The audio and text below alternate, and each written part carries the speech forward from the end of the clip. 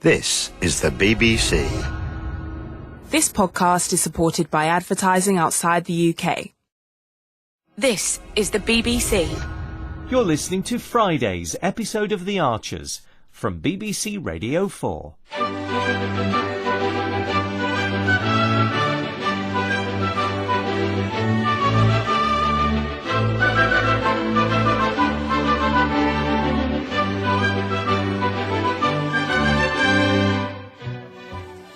Morning, Hannah. Hiya. How come you're mucking out, not Duncan? He rang in sick half an hour ago. Says he's got a bug. Oh, that's a nuisance. I don't think he'll be off long. That's if there's anything wrong with him in the first place. I haven't seen him anywhere, Mum. Oh. Mind you, I've been pumping up tyres since I got here. We should be ready to get going early next week, depending on the weather. Yeah, fingers crossed. We've got the grain store clear and the combine serviced. Now it's only the trailers. I do wish he'd told me where he was going. You've tried ringing? Huh? I left him a message, texted, no response at all. Well, Brian's not going to miss the meeting, is he? No. And that starts in, less than an hour? You'll see him then. Yeah, well, I wanted to find him before that. He had a very restless night. Oh, I bet we all did. And then he left the house without any breakfast. Well, he was like that with BL sometimes. Well, not often. If something important's coming up, he likes time by himself. I've looked in the office and everything's laid out. Excuse me, Mum. Oh, right. There are maps of the farm and copies of the different proposals. He'll have found a quiet spot to mull over what he's going to say. Have you made your mind up yet? Which do I prefer? The devil or the deep blue sea? Which is the least bad option? Oakbank's definitely the worst. I'm not too impressed with Debbie's latest proposals for Whiteacre. And what about the other possibilities? Look, you don't need to worry, Mum. You're not going to lose out. No, I'm not talking about me. I don't think even Kate really wants that. I only want what's best for the family. We know. And we've had a few chats, especially Debbie and me, despite Brian trying to stamp out any debate. And what have you come up with? We still can't agree on the best way forward. Don't be afraid of speaking your mind, Adam.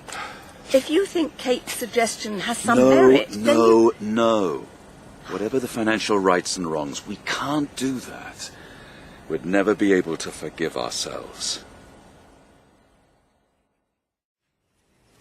Well, I'd best get on then. Let the board know what we've been up to. Okay. Don't be too hard on Duncan when he comes back. I won't. He's still finding his feet. Some youngsters are like that. It takes them a while to grow into a job. That's true. Hannah, what's bothering you? It's not bothering me. He just reminds me of one or two guys I took on in the States, then had to let go. Why? Their attitude. They didn't respect the animals. Were always looking to cut corners. And you think Duncan's like that? Well, no. He came over very well in the interview, thoughtful and determined. It was only because he can't have cleaned properly round the guardrails. Oh. Some of the muck isn't fresh. He must have missed it when he was in yesterday. Well, we'll have to tell him to be more thorough in future. I'll do it. I better get cracking. I still need to get the tractor to finish this off. Oh, well, I can do that, if you like. You need to get the weekly figures sent off, don't you? Mm-hmm. I don't suppose you'd glance over them before I let the board have them, would you? Yeah. Oh. Isn't that Susan? Hey? Waving from the other side of the fence. What on earth does she want? Oh, I don't know why I've got to write it down. You know who I am, Neil. Every visit to the unit has to be logged. Oh, couldn't you have popped out to see me in the car park? I'm at work, Susan. I'd have thought twice if I'd known. You're getting off lightly coming into the office. There's a lot more biosecurity if you want to go through to the pigs. No, thank you.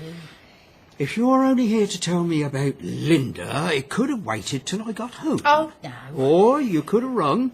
I've got my hands full this morning. I knew you wouldn't see how important this is. Duncan's off sick. Hannah's not sure we should have hired him. Why not? Well, the lad hasn't made the best of starts, but it's far too early to be thinking of letting him go. He's barely been here 5 minutes. It takes time to get used to a new job, doesn't it?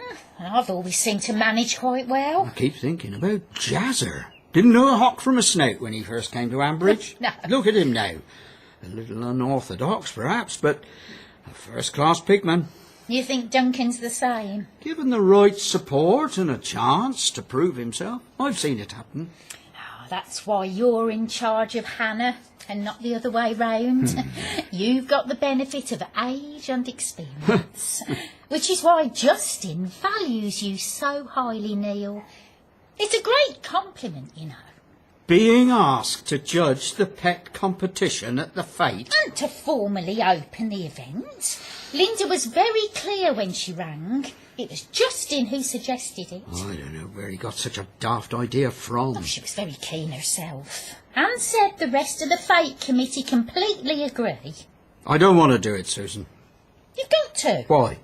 Well, if you don't, you'll offend Justin. What do I know about performing parakeets and juggling stick insects? This is the perfect opportunity. Oh, no. Now he's shown his faith in you, it'll be the easiest thing in the world to mention what's happening at Bridge Farm. I told you I don't want to talk to him about it. Pets, party pieces, changes everything. That's why I came to tell you in person, in case you get a chance today. Well, I'm not going to. He hardly ever comes to Berrow. Neil, you've got to strike while the iron's hot. Find an excuse to ring him. I haven't got one. Talk to him about pigs. I can't just pull something out of thin air. That never stops you at home. It isn't that easy. Once that's out of the way, just subtly remind him that Emma's on the list for one of the new homes. He'll pick up the hints. I don't want to drop hints. It's unprofessional. That's how the world works, love. It's embarrassing. Only because you haven't got enough self-confidence. Look, I'm still getting established here. You are settling in all right. Oh, yeah. Good. It's quite something having such a lovely big office. Unit manager on the door plate. Your own whiteboard. I didn't ask for that. A lot better than fussing over your own pigs in the cold and wet, isn't it? Definitely. So, you don't regret coming to Berrow? Oh, no, love, no. It's the best move I've ever made.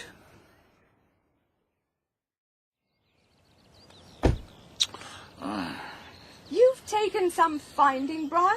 I was checking on the new fence. For the last 3/4 of an hour. Oh, you startled the hinds. Well, I imagine they'll recover. We'll have to go down in a few minutes anyway. You should have told me where you were going. I wanted to put my thoughts in order. Well, I'm afraid I'm going to shake them up again. How? When we go to the meeting, we're going to tell everyone we're selling the house. I'm sorry. Far rather we didn't have to, but it's too late for regrets. Don't be ridiculous, Jenny. We can't sell it. Oh, please don't take that tone with me, Brian. It won't help. We have tried everything else. We've drawn up all sorts of contingencies. We brought Debbie back from Hungary. We've involved solicitors. Well, that was Kate. The only thing we know for sure, there is no magic answer. Certainly not this. It's far from perfect, but anything else will break the family up, and I won't allow it. You're exaggerating, Jenny. Kate'll be upset for a while. We'll lose her forever. She'll get over it when she needs another handout. And it's not just Kate. If we sell too much land, what's to keep Adam here? Has he threatened to leave? Well, it'll happen. You said yourself, home farm relies on scale. How long is he going to be satisfied working up a patchwork of bits and pieces? Well, what about Alice? She'll be furious if we suggest selling no, it. she won't. She hates the idea. She hates the thought that we're being pushed into it. If we explain it's our choice, then... What, because we've been cornered by our own children? We haven't been cornered. Debbie and Adam are refusing to vote for it, even though they both obviously think that it is the best option, as Ruth does, and Kate, and As I'm sure you actually do, Brian, when you're being honest with yourself. We can't. Well, if we don't, if you and I can't agree before the meeting, well, what's going to happen? We'll see if we can find a compromise. We've tried, and there isn't one. We've only created a great deal of bitterness. We have to bring the family together again. Only you and I can do that. I can't agree to it. There is no choice. Yeah, but if I let that happen, I mean, I can't pretend I've been the best of husbands, I know that. There's no need to rake up the past. Yeah, but the one thing I cling to is I've always put food on the table and a decent roof over our children's heads. And I've given you a home, Jenny. Is that why you think I've stayed with you? No, I only meant, if I can't even do that, what kind of man am I? I'm not with you because I need you, Brian. I stayed with you because I wanted to. In the same way I chose to prioritise being a mother and a grandmother and homemaker. Not because I couldn't do anything else. I realise that. In another life, who knows? Yes. I chose this life with this family, and I'll do whatever it takes to keep it together. But what about Rory? If we sell the house... God, he had such a difficult start. Losing his mother, so I tried to provide some stability, a future he can look forward to. He'll still have that. Well, what'll he think of me if I can't even keep his home safe? Have you spoken to him? Well, he knows what's going on in Low Mead. Well, of course he does. He heard the sale fall through. And he knows we've got to find money from somewhere. I haven't said anything to him about the house. I didn't see the need. Right. It had to be so disruptive with his exams and everything coming up next year. Well, I have spoken to him. We had a good chat last night. About giving up the house. About lots of things. And without going into too much detail, about the problems here.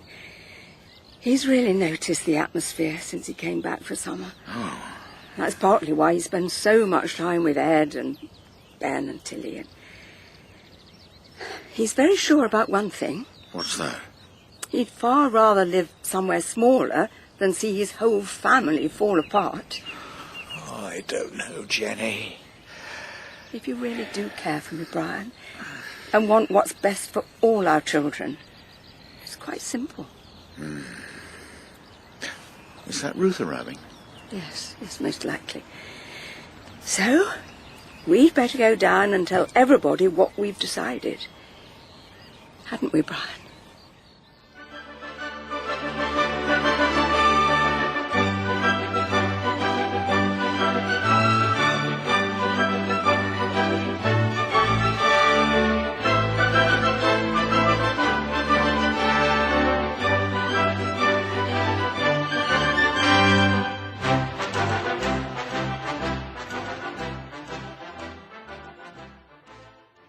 This is the BBC.